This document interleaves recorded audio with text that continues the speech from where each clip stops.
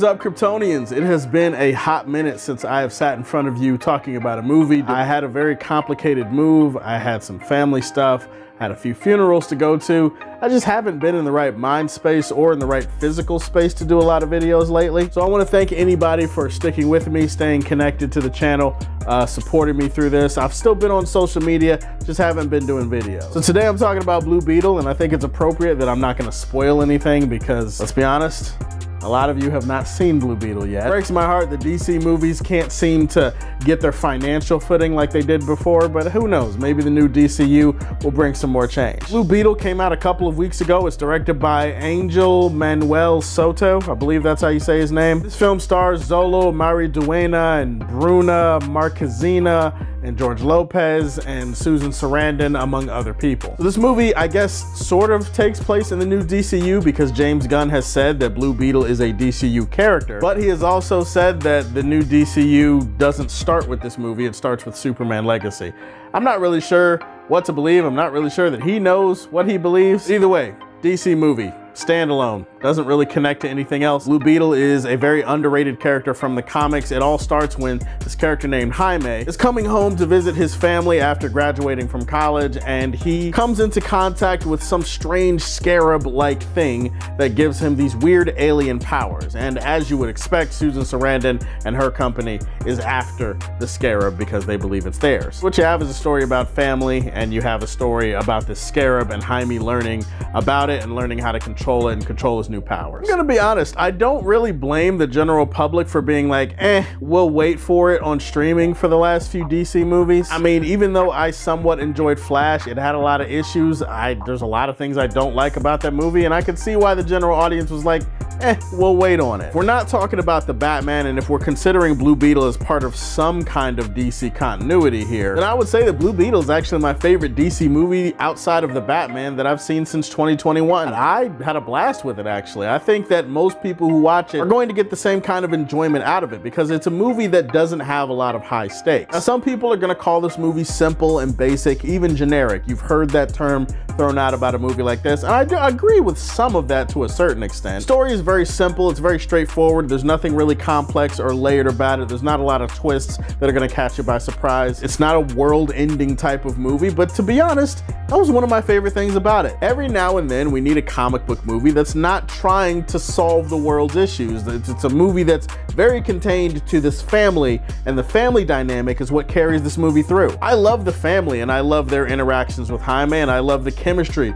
with all the family members in this movie. They were instantly the most entertaining and consistently funny thing about this movie. In that sense, it feels like a throwback comic book movie. Like, it feels like one of those comic book movies you would see maybe in the early to mid 2000s. One of those comic book movies that's not really connected to anything and it's just trying to figure itself out. It feels a lot more personal and it feels a lot more emotional, and in that sense the movie really works. While it does have funny moments, mostly involving the family, the movie knows how to get serious. It knows when to get emotional, and sometimes some comic book movies don't really find that tone. The movie doesn't say family as much as Vin Diesel in the Fast and Furious movies, but the sentiment is very powerful throughout regardless. Blue Beetle's always been one of the more underrated characters that not a lot of people talk about unless you're talking about like Young Justice or something like that. But as a fan of Jaime Reyes, I gotta say Zolo knocked the shit out of the park. Zolo was perfect as Blue Beetle. Like, he gives a perfect performance. He feels like Jaime Reyes, and he feels like Jaime Reyes no matter what adaptation you're talking about. He has that perfect blend of charm and charisma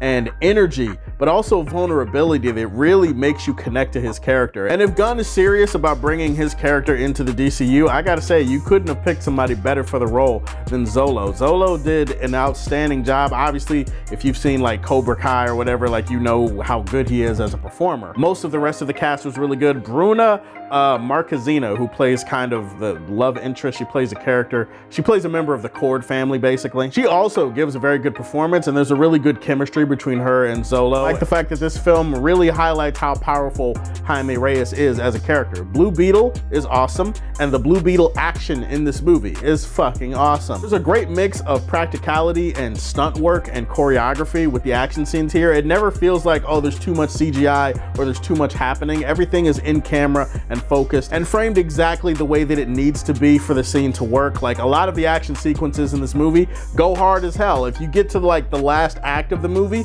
it's one of the best final fights that I've seen in a comic book movie in quite some time. As usual with a DC movie like this, there are some deep cuts, there's some references and Easter eggs. If you're a DC diehard like me, you're going to enjoy seeing all of those references scattered throughout the movie. They do a great job at keeping this movie standalone, but there's still some things that you're gonna be like, ooh, that's cool. Ooh, I wonder if they're referencing this. Ooh, I can't wait to see this in a potential sequel. Granted, the movie's made like $5 at the box office, so I don't know if a sequel is the most plausible thing at the moment right now. But regardless of how much money it made, I think the movie has heart, it has humor, it has action, it has a family dynamic and characters and actors that are blending well together. Like I said, you can definitely criticize this movie for being simple or for being basic. It's a movie that you feel like you've seen before. It feels like a weird mix or an amalgamation of like Iron Man and Spider-Man movies. Like, you're gonna get heavy vibes of other superhero movies that you've seen before. Frankly, some other superhero movies that have done this concept better. You do wish at times that they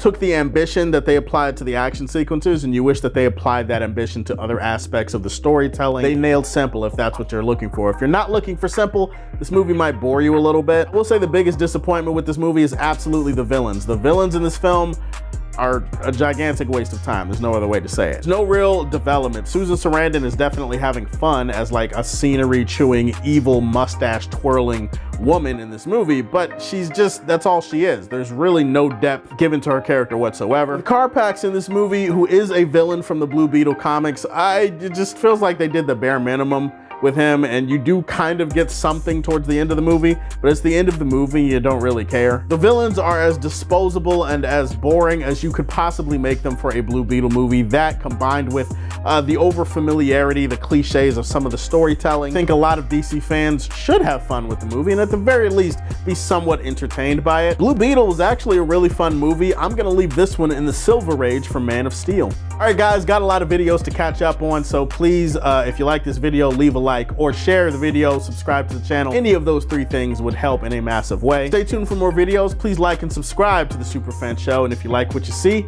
tell me how you feel, and stay tuned to hear more from the Man of Steel. Peace.